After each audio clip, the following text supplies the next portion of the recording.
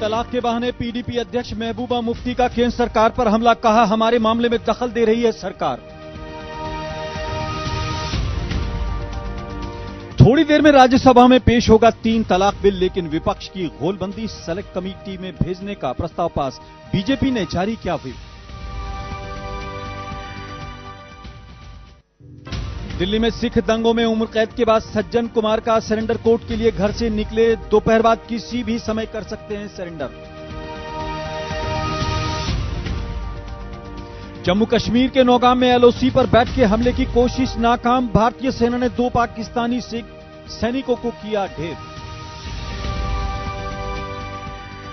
और उधर बांग्लादेश में शेख हसीना की पार्टी की धमाकेदार जीत, 300 में से 266 पर किया कब्जा, चौथी बार शेख हसीना बनेंगी बांग्लादेश की पीएम।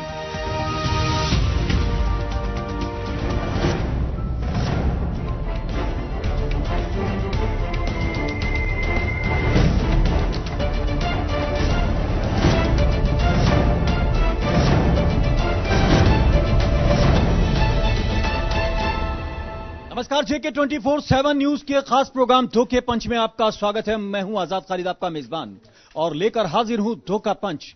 धोखा पंच यानी 2 बजे तक की 5 खबरों का वो बुलेटिन जिसमें हम अपने रिपोर्टर्स और प्रोड्यूसर्स को साथ जोड़कर अपने लाइव आपको ग्राउंड जीरो की वो तमाम खबरें देने की कोशिश करते हैं जो अब तक बड़ी खबरें हैं, लेकिन उसमें कुछ छूट जाता है। आज जिन 5 खबरों को लेकर हम हाजिर हैं, उसमें सबसे पहले बात करेंगे राज्यसभा के अंदर उस इम्तिहान की जो एक तरह से सरकार और विपक्ष का है, ट्रिपल तलाक को लेकर कि क्या लोकसभा के बाद अब वो राज्यसभा में पास हो पाएगा। इसके अलावा हम बात करेंगे सज्जन कुमार की, जो आज सरेंडर करेंगे, जिनको आज सरेंडर करना है क्योंकि उनको उम्र कैद की सजा, सिख दंगों में बल्कि कहा जाए नरसंहार जिसे कहते हैं कथित तौर पर, उसमें सजा हुई है। उसके अलावा बैट यानी बॉर्डर एक्शन टीम जो बनाई है पाकिस्तान ने, उसके 2 जवान जो है मार डाले गए हैं। एक नाकाम कोशिश जो है की थी उन्होंने, लेकिन भारतीय सेना ने उनको नाकाम कर दिया। उसके अलावा हम बात करेंगे नए साल पर आपको क्या ख्याल रखना है, क्या ध्यान रखना है, और किस टाइम तक आपको कनॉट प्लेस में यानी राजीव चौक में एंटर हो जाना है, क्योंकि वहां पर एक टाइम के बाद एंट्री बैन होगी, नहीं घुस सके हैं आप 9 बजे के बाद। उसके अलावा हम एक और खबर का जिक्र करेंगे, बल्कि देर तक करेंगे, क्योंकि हम उत्तर प्रदेश से लेकर मध्य प्रदेश तक जो सरकारी प्रशासन है उसकी नाकामियों का एक सबूत हम आपके पास लेकर आएंगे और उस पर चर्चा करेंगे। लेकिन सबसे पहले अशफाक गौर के साथ हम बात करते हैं ट्रिपल तलाक को लेकर। 3 तलाक तलाक तलाक तलाक, लेकिन एक जगह पास हो गया, दूसरी जगह इलझ गया है। कैसे काम चलेगा? क्या लगता है, सरकार की ज्यादा बड़ा टेस्ट है या विपक्ष का बड़ा टेस्ट है? राज्यसभा के अंदर विपक्ष का ही टेस्ट है, क्योंकि सरकार का फ्लोर मैनेजमेंट जो है वो अभी तक फेल होता हुआ नजर आ रहा है। क्योंकि सबसे बड़ा झटका एआईएडीएम का क्या लगा एनडीए को, क्योंकि लगातार एनडीए के साथ एआईएडीएम के जो थी हर एक बड़े छोटे फैसले में साथ थी, लेकिन अचानक आज उन्होंने ये फैसला लिया कि राज्यसभा में जितने भी उनके एमपीज हैं वो इसके विरोध में खड़े होंगे, और उन्होंने कांग्रेस के उस प्रस्ताव पर सिग्नेचर कर दिया जिसमें ये पूरा मामला जो है ज्वाइंट पार्लियामेंट्री कमेटी या स्टैंडिंग कमेटी को भेजने की बात कही है। तो इसलिए इम्तिहान जो है वो सीधे से विपक्ष का था, जिसमें वो अशफाक साहब, एक बात अपने समझ में नहीं आ रही है। कांग्रेस ने कह दिया कावेरी मुद्दे पर वो हमारा मामला नहीं। एक बात, कावेरी मुद्दे पर एआईडीएमके ने खासतौर से आज प्रोटेस्ट किया, डीएमके ने भी प्रोटेस्ट किया। ये उनका पुराना मुद्दा है, वहां की पुरानी मांग है, उसको लेकर उन्होंने आज जिसे कहते हैं हंगामा भी हुआ, उसके बाद 2 बजे तक के लिए स्थगित कर दी गई। लेकिन अब ये सब लोग एक जगह नजर आ रहे हैं। यही कांग्रेस अगर देखें लोकसभा में पिछली बार इसने इसको सपोर्ट किया था, लेकिन इस बार उसने सपोर्ट नहीं किया। एक सवाल। दूसरी बात, सरकार के लिए एक बड़ा सवाल है, 303 सांसद हैं एनडीए के अंदर, लेकिन 245 ने सपोर्ट किया। व्हिप जारी किया बीजेपी ने, लेकिन 30 सांसद एब्सेंट रहे। क्या लगता है ये कैलकुलेशन, क्या चुनावी आखिरी साल है इसलिए जो सांसद है वो भी गेम खेलना चाहते हैं? देखिए 2019 सामने है, और 2019 में हमारे पास सिर्फ ऑलमोस्ट 90 दिन चुनावों के बिगुल बजने में है, और एक एक दिन में जो जो सियासत होगी उसका इंपैक्ट जो है वो डायरेक्टली इनडायरेक्टली 2019 पर पड़ेगा। इसलिए जिन जिन सांसदों के इलाके में मुस्लिम मेजॉरिटी का कोई वोट है, मुस्लिम कम्युनिटी का वोट है, चाहे वो 1% क्यों ना हो, वो उसके साथ खेलना चाहते हैं, उनके सेंटिमेंट्स को लेना चाहते हैं। आप देखिए वोट कानून दिल्ली में बन रहा है, आहट उसकी कश्मीर में सुनाई दे रही है, जबकि आपका कोई भी पार्लियामेंट का कानून डायरेक्टली वहां नहीं सुनाई दे रहा है। लेकिन महबूबा मुफ्ती आज फ्लोर फ्रंट पर आई, उन्होंने कहा कि नहीं चाहिए हमें, आप हमारे साथ सच के पूरे, उसने मुस्लिम रिप्रेजेंटेशन करने की कोशिश की। तो ये सारा वोट बैंक पॉलिटिक्स है। यही वजह है कि एआईएडीएम के बाहर है, बीजेपी के अपने सांसद दबे सुर में यह आवाज दे रहे हैं कि नहीं करना चाहिए था, लेकिन अब आ गया है क्योंकि सरकार की एक मजबूरी है। मैं आपको रोकना चाहूंगा, निशांत राय हमारे साथ जुड़ गए हैं। निशांत, क्या है जानकारी? अभी जिस तरह से हुआ, एआईएडीएमके ने खास तौर से कावेरी मुद्दे पर विरोध किया, लेकिन फ्लोर पर अगर देखा जाए सरकार का भी एग्जाम है और विपक्ष का भी कहीं ना कहीं इम्तिहान है।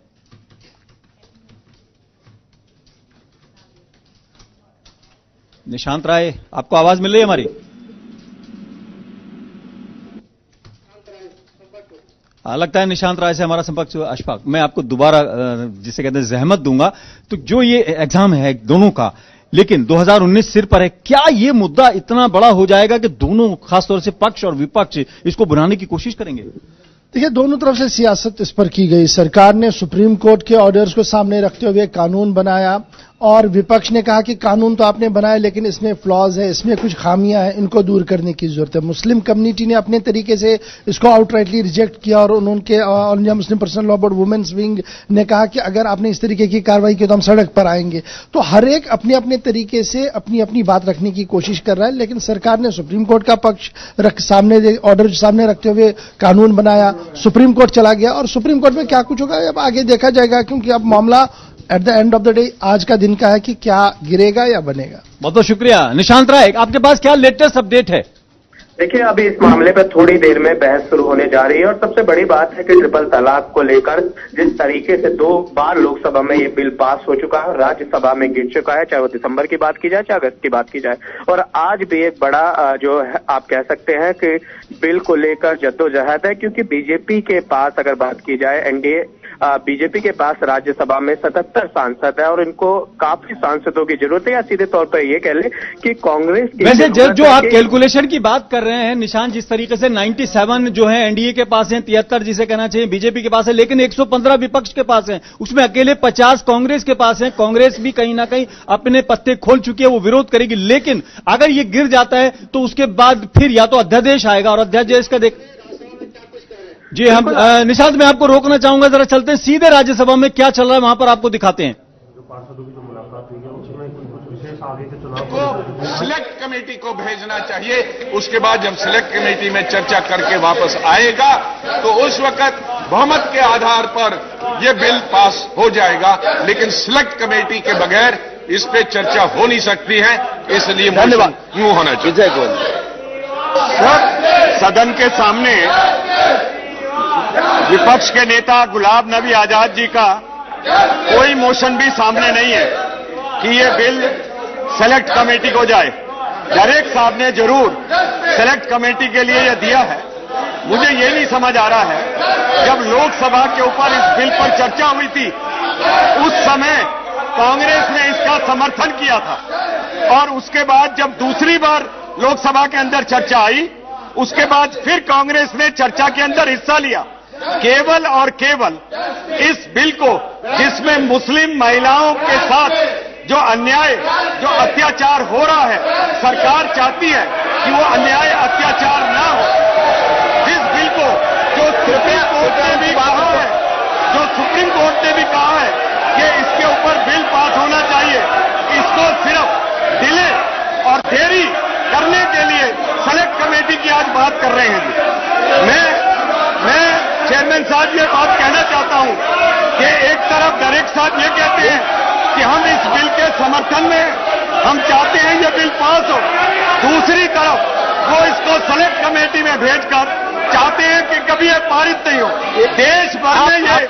देश भर में ये संदेश जाना चाहिए कि करोड़ों मुस्लिम महिलाओं को न्याय देने के अंदर अपोजिशन कांग्रेस समेत रुकावट करने का काम कर रही है, रुकावट करने का काम कर रही है। देश भर में ये संदेश जाना चाहिए कि ना ये मुस्लिम्स के पक्ष में है, ना महिलाओं को समान अधिकार देने के पक्ष में है। इसलिए अध्यक्ष जी मैं कहना चाहता हूं, सिर्फ और सिर्फ राजनीति की जा रही है 3 तलाक बिल के ऊपर। इन लोगों की मंशा ये नहीं है। अगर मंशा है तो मैं कहता हूं सरकार चर्चा के लिए तैयार है। अभी आप लोग प्लीज अपनी अपनी जगह जाए, अपनी अपनी जगह बैठे हुए हम आगे। अगर सदन इस तरह से माहौल होगा, चर्चा इतने महत्वपूर्ण बिल पे कैसे हो सकती है? मैं 15 मिनट के लिए सदन को स्थगित करता हूं। 15 मिनट के लिए सदन को स्थगित करता हूं।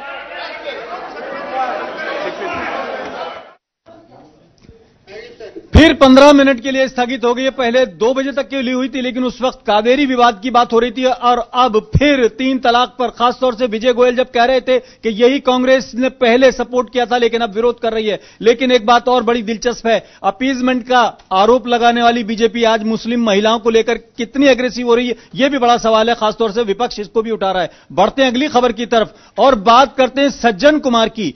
सिख दंगों में, बल्कि कहा जाए तो आरोप यह है कि नरसंहार में उनको उम्र कैद की सजा हुई है और 5 लाख का जुर्माना भी हुआ। आज उनको सरेंडर करना है। नवदीप छाबड़ा हमारे साथ रहेंगे और जानने की कोशिश करेंगे ब्रह्म प्रकाश को हराने वाले पूर्व सीएम को और साहब सिंह वर्मा को हराने वाले अर्श से फर्श से अर्श पर जाने वाले और अर्श से अब फर्श पर आ रहे। राजनीतिक करियर खत्म हो रहा है, आज सरेंडर करेंगे, क्या खबर है?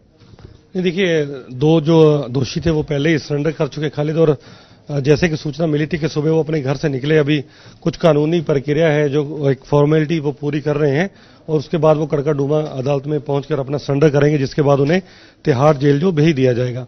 लेकिन सबसे बड़ा बात यही है कि दिल्ली हाईकोर्ट ने जो फैसला सुनाया उस पर अमल हो रहा है। हालांकि सुप्रीम कोर्ट सज्जन कुमार गए थे, उन्होंने अपील दायर कर रही थी, लेकिन सीबीआई भी पहुंची हुई है, लेकिन सर्दियों की छुट्टी होने की वजह से उन्हें राहत नहीं मिली। और जाहिर सी बात है कि जो नेता जिन्होंने बहुत लंबे समय तक राजनीति में एक शिखर तक रहकर काम किया, आज उन्होंने जो किया उनको सजा मिली और आज उन्हें हर हालत में जो है वो जेल में जाना पड़ेगा। वो बाद में देखी जाएगी, अगर सुप्रीम कोर्ट से कोई राहत मिलती है तो खाली बात की बात है। लेकिन ये तय है कि सज्जन कुमार जो कांग्रेस के एक बहुत बड़े कद्दावर नेता थे, जिनकी राजनीति में बहुत बड़ी पैठ रही है, आज 1984 के जो सिख दंगा जो मामले थे उन्हें हर हालत में जेल जाना पड़ेगा। यानी एक बार फिर ये कहा जा सकता है, लहू फिर लहू है, टपकेगा तो रंग लाएगा। यानी अगर आप कोई कसूर करेंगे, कोई जुल्म करेंगे, जुर्म करेंगे, और कानून सबके लिए बराबर है। नहीं, बिल्कुल। देखिए, कानून ने अपना काम किया और उन्हें जो सजा सुनाई उस पर जो फैसला आया, तो यही कारण है कि देरी जरूर हो सकती है हमारे देश में, लेकिन अंधेरी नहीं है। यही कारण है कि एक न्याय मिला है। कई सालों के बाद सिख जो पीड़ित थे, आज वो भी सारे यही कह रहे थे कि जब दिल्ली हाईकोर्ट का फैसला आया था कि उन्हें न्याय मिला, भला देरी हो गई, लेकिन अभी भी कुछ ऐसे आरोपी हैं, दोषी हैं जो बाहर हैं, जल्दी उनको भी सजा मिलेगी। लेकिन सज्जन कुमार फाइनली जो काफी सालों से जेल से बाहर थे, आज उन्हें जेल की सलाखों के बीच जाना पड़ रहा है। बहुत बहुत शुक्रिया नवदीप छाबड़ा। कुल मिलाकर देश की जनता को भी यह समझ लेना चाहिए, और खासतौर से उन लोगों को जो अपने आप को इस नशे में चूर समझते हैं कि वो ताकतवर हैं, अगर वो कोई काम गलत करेंगे तो कानून सबके लिए बराबर है, चाहे वो कोई हो। 2 मुख्यमंत्रियों को हराने वाले सज्जन कुमार खुद अपने कृत्यों से हार गए और उन्हें सरेंडर करना पड़ेगा। बढ़ते हैं अगली खबर की तरफ और बात करते हैं उस पड़ोसी की जिसकी नापाक हरकतें अक्सर सामने आती रहती हैं। आज फिर 2 घुसपैठिए, खासतौर से अगर बात करें BAT बॉर्डर एक्शन टीम जो कथित तौर पर पाकिस्तान ने बनाई हुई है, उसके 2 जवान जो हैं वह आर्मी के ड्रेस में थे, आर्मी की यूनिफॉर्म में थे, और उनको भारतीय सेना ने 300 मीटर अंदर LOC के अंदर घुसने के बाद, यानी अगर कहा जाए बड़ी घुसपैठ की कोशिश को नाकाम किया है और यह मुंह तोड़ जवाब दिया है। अपने हम संवाददाता से जम्मू कश्मीर में संपर्क साध कर सनम एजाज हमारे साथ जुड़ गए हैं। सनम, क्या जानकारी है? BAT खासतौर से अगर देखें बहुत एक्टिव नजर आ रही, खासतौर से जब से सर्दी का मौसम आता है तो ये घुसपैठ की कोशिशें बढ़ जाती हैं। देखिए, बिल्कुल खालिद भाई, बैट का ये दूसरा एक्शन था इस महीने का। दिसंबर के महीने में, यूं कहें तो नवंबर के महीने से ही बैट जो है लाइन ऑफ कंट्रोल के कश्मीर सेक्टर में काफी एक्टिव हुआ था, और पिछले दिनों बैट ने एक्शन करते हुए लाइन ऑफ कंट्रोल पे 2 फौजी जवानों को मारा था।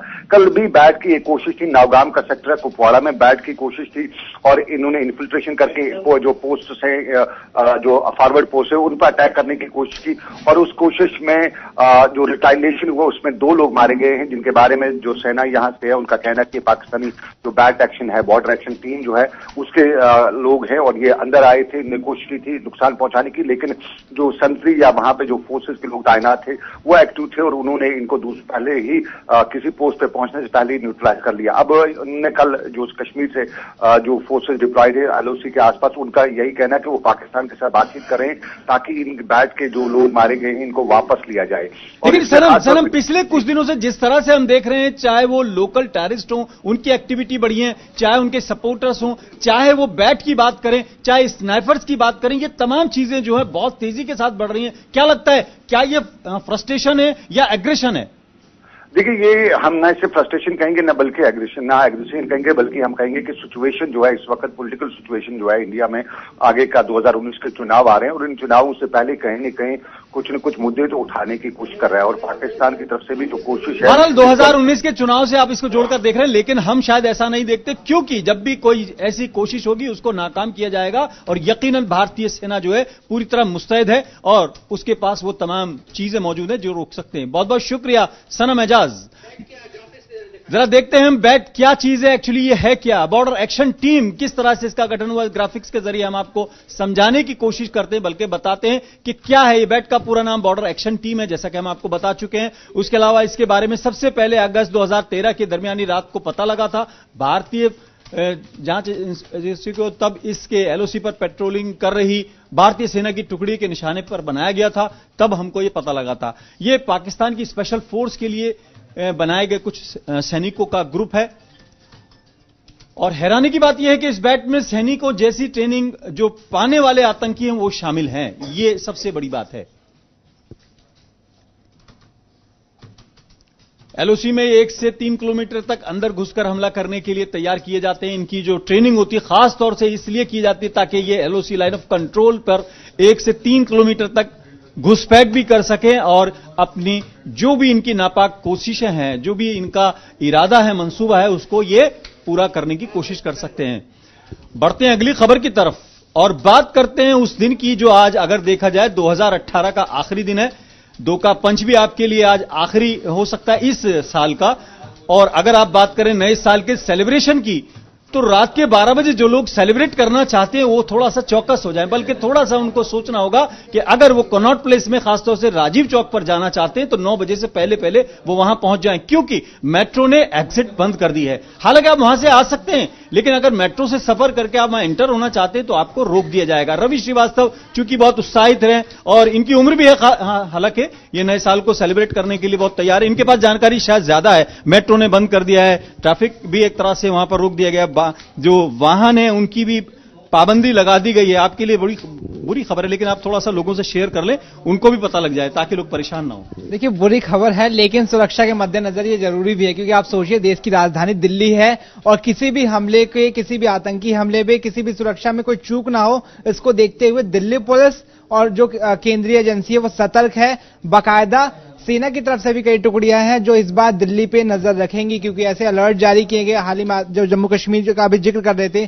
तो वहां के आतंकी हमले यहां ना हो सके, इसी को देखते हुए पूरी दिल्ली को छावनी। तो दो चीजें, एक तो ट्रैफिक जाम ना हो, सबसे बड़ी बात यह है। लेकिन जैसा आप बता रहे हैं अलर्ट जारी है, अलर्ट पे हैं हम लोग, तो ये दोनों चीजें दोनों मद्देनजर रख के ये सुरक्षा के लिए इंतजाम किए गए हैं। देखिए, राजीव चौक का जैसा हम जिक्र कर रहे हैं तो दिल्ली का दिल कहा जाता है उसे, बिल्कुल बीचों बीच है और ज्यादातर पब हो गए, जो भी जितने पार्टीज होती हैं वो एरिया वही है। फिर चाहे हौज खास की बात करें, राजीव चौक की बात करें, सीपी की बात करें या फ्रेंड्स कॉलोनी की बात करें, ये पॉश एरिया भी है। तो सुरक्षा भी करना है, न्यू ईयर भी मनाना है और इसी को देखते हुए शायद मेट्रो ने कदम उठाया कि 9 बजे के बाद, क्योंकि अंधेरा ज्यादा हो जाता है आजकल, ठंड का टाइम है, तो किसी की एंट्री ना हो। हालांकि जो लोग वहां पहुंच चुके हैं वो निकल सकते हैं, लेकिन जो राजीव चौक का मेट्रो का एग्जिट गेट होगा वो 8:30-9 बजे तक बंद हो जाएगा। तो जो भी जाए, हमारी JK 24/7 की तरफ से यही अपील है कि आप पूरे नियमों को एक बार देख ले और हर चीज, ताकि आपको कोई तकलीफ ना हो। बहुत बहुत शुक्रिया रवि श्रीवास्तव। आप पहले ही चले जाना, जिस टाइम आपकी शिफ्ट पूरी हो उसके बाद चले जाना। 9 बजे के बाद आपको एंट्री नहीं मिलेगी,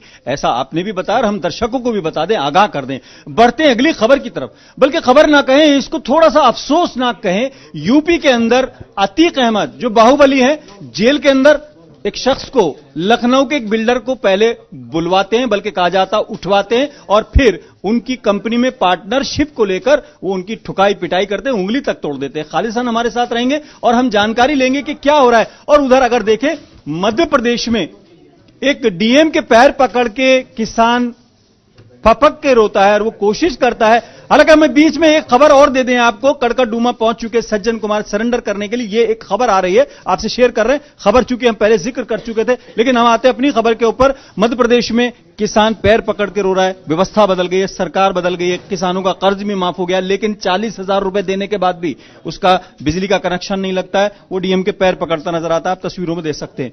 उसके अलावा अतीक अहमद के ऊपर भी तमाम तरह के आरोप लगते हैं। उसके अलावा आप देखिए, एक महिला को निवस करके घुमाया जाता है यूपी के अंदर। यूपी मध्य प्रदेश, दो खबरें हैं, लेकिन सरकारी मशीनरी का ये चेहरा है बेनकाब हो रहा है। क्या लगता है कैसे होगा काम?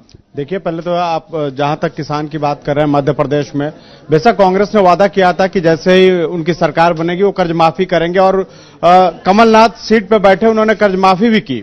लेकिन अभी सिस्टम में टाइम लगेगा, क्योंकि सरकार को संभाले हुए मात्र 10 दिन हुआ, और 10 दिन में सब कुछ बदलना आसान नहीं होता, धीरे धीरे टाइम लगेगा। लेकिन अब आते हैं यूपी में।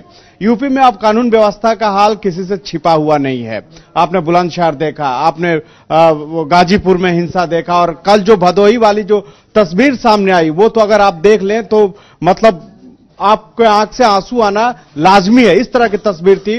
बेचारी एक महिला को जिस तरह से दबंगों ने वहां मारना पीटना शुरू किया था, उसे निर्वस्त्र करने की कोशिश की। इसके अलावा जो लोग थे वो वीडियो बनाते रहे। कैसी मतलब संवेदनशीलता है वहां पे लोगों की कि वो वीडियो बनाते रहे, लेकिन किसी ने भी आगे बढ़ने की हिम्मत नहीं जुटाई उस दबंगों से बचाने की। दो तरह की बातें हैं। बिल्कुल आपने बिल्कुल सही कहा, लोग वीडियो बनाते हैं लेकिन छुड़ाने की कोशिश नहीं करते। लेकिन ये इस बात का सबूत है कि दबंग कितने बेकाबू हैं। जो आदमी, मैं कहता हूं इन हालात में भी वीडियो बनाता है, हम उसको सैल्यूट इसलिए करते हैं, कम से कम उसने समाज के सामने चेहरा लाने के लिए वीडियो तो बनाई। हालांकि आपकी बात बिल्कुल सही है, हम आपकी बात को बिल्कुल नकार नहीं रहे, लेकिन हम कहते हैं कम से कम यह भी सिलसिला चलता रहे ताकि समाज के सामने चीज आए। 3 हम आपको तस्वीरें दिखा रहे हैं, 3 वीडियो दिखा रहे हैं। एक में किसान डीएम के पैर पकड़ रहा है, एक में महिला को निवस घुमाया जा रहा है, एक तरफ यह कहा जा रहा है कि लखनऊ के एक बिल्डर को जेल के अंदर बोले। ये कैसी जेल व्यवस्था है? बागपत के अंदर जेल में हत्या हो जाती है, हाई प्रोफाइल मर्डर हो जाता है, हथियार पहुंच जाते हैं कई जगह। तो क्या जेल प्रशासन सवालों के दायरे में नहीं है? देखिए, जिस तरह से बागपत में मुन्ना शुक्ला की हत्या हुई थी, उस वक्त ही अगर इस तरह का एक्शन लिया गया होता तो शायद इस तरह की बात नहीं हुई। देखिए, अतीक अहमद को इलाहाबाद से देवरिया भेजा गया। मुझे लगता है कि 300-400 किलोमीटर से कम की दूरी नहीं होगी। देवरिया में जाके एक आदमी जिसका प्रभाव इलाहाबाद में है, वो देवरिया में जाके दबंगई दिखा रहा है, और जिस बिल्डर से मांगा जा रहा था रकम, रंगदारी मांगी जा रही थी, उस बिल्डर को बुलाया गया बजाबता, और जेल में उसके साथ मारपीट होती है। इसकी भनक किसी को नहीं लगती है। ये बहुत ही सोचने वाली बात है। प्रशासन जेल में मैं थोड़ा सा रोकना चाहूंगा। देवरिया से राजेश श्रीवास्तव हमारे साथ जुड़ गए हैं। क्या खबर है आपके पास राजेश? जहां एक तरफ यूपी के सीएम योगी आदित्यनाथ का कहना है कि गुंडे माफिया प्रदेश छोड़ के चले जाएं और नहीं तो जेल जाएं, वहां जेल में बैठकर माफिया अतीक अहमद जो है वो वहीं से रंगदारी वसूल रहा है। उसके गुर्गे जो बिल्डर हैं उनको बुला के उनके साथ मारपीट कर रहे हैं, और फिर जब वो वापस जा रहा है वहां जेल प्रशासन कुछ नहीं कर रहा है। जी, लेकिन बड़ा सवाल ये है कि अतीक अहमद तो चलो माफिया है, वो तो मशहूर है या बदनाम है, जेल के अंदर है, प्रशासन क्या कर रहा है? जी, वहीं जेल अधीक्षक का कहना है कि ये सारे आरोप गलत है। वहीं देर रात, कल रात तो ये तो अतीक अहमद को सपोर्ट कर रहा है ना, उसको कवर अप दे रहा है। जी, वहीं जेल प्रशासन यही कह रहा है, बार बार यही पूछे जाने पे कह रहा है कि ये सारे आरोप झूठे हैं। वहीं जब डीएम और एसपी और जिला जज ने कल रात को छापेमारी की तो वहां सीसीटीवी कैमरे थे, उसके साथ छेड़खानी हुई। यानी राजेश कुल मिलाकर ये लगता है सांप निकल जाता है, लकीर पीटने की प्रक्रिया आज भी यूपी में मौजूद है। अतीक अहमद वहां बैठकर रंगदारी मांगते हैं, लोगों को बुलाते हैं, ठुकाई पिटाई करते हैं, अपहरण कराते हैं, और प्रशासन उनको कवर अप देता है, ये कहकर के ये सब आरोप झूठे हैं। जी, इन माफियाओं को ये जेल में रहे या जेल से बाहर रहे, वो तो अपनी वाली मनमानी कर ही रहे हैं। जहां किसी के साथ बदतमीजी करना हो या किसी से रंगदारी मारना हो या उनको मारना पीटना हो, ये जेल में ही बैठ के कर रहे हैं। राजेश, मैं आपको रोकना चाहूंगा, हमारे पास एक खबर आ रही है ब्रेकिंग के तौर पर, बिग ब्रेकिंग है, सरेंडर कर दिया है सज्जन कुमार ने। सिख आरोपी जो दंगे के आरोपी है, और अगर देखा जाए उनको उम्र कैद हुई थी, वो सरेंडर कर दिया है। कड़कड़डूमा कोर्ट के अंदर पहुंच चुके हैं वो सरेंडर करने के लिए। एक आरोपी नहीं बल्कि दोषी कहा जाए, अब तो दोषी हैं और मुजरिम है, नॉट मुलजिम, मुजरिम के तौर पर उन्होंने सरेंडर किया है। निशांत राय हमारे साथ जुड़ गए। निशांत, आपके पास क्या ताजा अपडेट है? देखिए, सज्जन कुमार ने सरेंडर कर दिया है। दरअसल जिस तरीके से कोर्ट ने उनको सजा सुनाई थी और 31 दिसंबर तक की उनको डेडलाइन दी गई थी सरेंडर करने की, अब उन्होंने सरेंडर कर दिया। हालांकि इन्होंने सुप्रीम कोर्ट में याचिका दाखिल की हुई है, लेकिन सुप्रीम कोर्ट में अगले 2-3 दिनों की छुट्टी होने के कारण सज्जन कुमार को सरेंडर करना पड़ा है, क्योंकि दिल्ली हाई कोर्ट से 22 दिसंबर को उनको राहत नहीं मिली थी। और हालांकि सुप्रीम कोर्ट में याचिका है, 2 जनवरी के बाद सुप्रीम कोर्ट में कामकाज शुरू होगा। देखने वाली बात ये होगी कि क्या वहां सज्जन कुमार को राहत मिलती है या नहीं, लेकिन अभी के लिए फिलहाल वो जो है उन्होंने अपने आप को सरेंडर कर दिया। लेकिन निशांत, एक बड़ा सवाल उठता है, अगर देखें सज्जन कुमार एक हाई प्रोफाइल और जिसे कहते हैं बड़ा मजबूत नेता के तौर पर कांग्रेस के माने जाते थे। अगर देखें ब्रह्म प्रकाश पूर्व सीएम को उन्होंने हराया 1980 में, उसके अलावा साहब सिंह वर्मा को हराया, और देखें कांग्रेस के कद्दावर नेता थे। लेकिन आज ये साबित हो गया है कि कानून की नजर में सब बराबर हैं, जेल की रोटियां अब उनको तोड़नी पड़ेंगी। देखिए, जस्टिस डिनाई मीन्स जितने समय में न्याय मिलने में अगर देरी होती है तो न्याय नहीं होता है। और तमाम सिख समुदाय के लोगों से जब हमारी बातें हुई थी, उन्होंने खुशी तो जताई, कोर्ट के फैसला देर से ही आया, लेकिन उन्हें जो उम्मीदें थी, जिस समय तक न्याय मिल जाना चाहिए था, वो न्याय मिला नहीं है। बिल्कुल 35 साल 34 साल जो लगे हैं, ये बड़ा जख्मों पे मरहम के बजाय एक तरह से नमक लगाने वाली बात है। निशांत राय बिल्कुल सही कह रहे हैं, लेकिन लोगों का क्या प्रतिक्रिया इस पर, जो सिख समुदाय खासतौर से? देखिए, इसमें इस पूरे मामले में जो सबसे ज्यादा नुकसान होगा वो कांग्रेस को होगा। लोकसभा चुनाव सिर पर है, ऐसे में सज्जन कुमार की गिरफ्तारी होना और जिस तरीके से रोज इन खबरों का सामने निकल कर आना है, कहीं ना कहीं सिख समुदाय के जख्मों को और हरा करता। और ऐसे में लगातार बीजेपी की ओर से कांग्रेस पर कटाक्ष किया जा रहा था सज्जन कुमार के बचाव को लेकर। हालांकि अब सज्जन कुमार जेल चले जाएंगे तो जाहिर सी बात है रोज खबरें बनेंगी, और दिल्ली में जिस तरीके से सिख कम्युनिटी है, कहीं ना कहीं उसका नुकसान कांग्रेस को जरूर होगा। इससे पहले से बड़ा झटका माना जा सकता है निशांत कांग्रेस के लिए? बिल्कुल, दिल्ली, हरियाणा और पंजाब के लिए लोकसभा चुनाव से पहले एक बड़ा झटका है कांग्रेस के लिए, क्योंकि कांग्रेस के बड़े नेता सज्जन कुमार। निशांत राय, मैं बहुत बहुत शुक्रिया, आपने जानकारी दी। मैं आपको रोकना चाहूंगा, आपको ले चलते हैं सीधे राज्यसभा, जहां कार्रवाई शुरू हो गई है। 2 के पंच में फिलहाल इतना ही। अपने मेजबान आजाद खालिद को इजाजत दे, सीधे चलते हैं राज्यसभा, आपको वहां ले चलते हैं। महत्वपूर्ण बिल पर अगर हम चर्चा के लिए सहमत नहीं है, आज तक लगा दी जाए, महत्वपूर्ण कार्य नहीं है, हमको बिल नहीं कर सके। न अनेक महत्वपूर्ण सवाल जो आपने दिए थे, ऑनरेबल चेयरमैन ने मंजूर किया, उस पर हमने चर्चा की, तो हम देश को क्या संदेश देंगे अपने काम से? संवेदनशील प्रधानमंत्री, और यही सरकार को पहली चिंता इस देश के अंदर, हमको ये स्वीकार नहीं है। सर, सरकार की ओर से इस बिल पर हम पूरी चर्चा करने तैयार हैं। ये मामला इंसानियत का है, मानवीयता का है, कि सुप्रीम कोर्ट के फैसले के बावजूद कल तक 3 तलाक हो रहा है। कल ये सबों को दिखाएंगे। नहीं, मेरा खाली कहना ये कि अगर इनका कोई सुझाव है तो हम सुनने को तैयार हैं, लेकिन ये बिल को लटकाए नहीं, बात को तैयार है। जो इनके सुझाव होंगे हम तैयार हैं। इस माहौल में चर्चा आगे कैसे जा सकते हो? इस बिल को लटकाया नहीं जाए।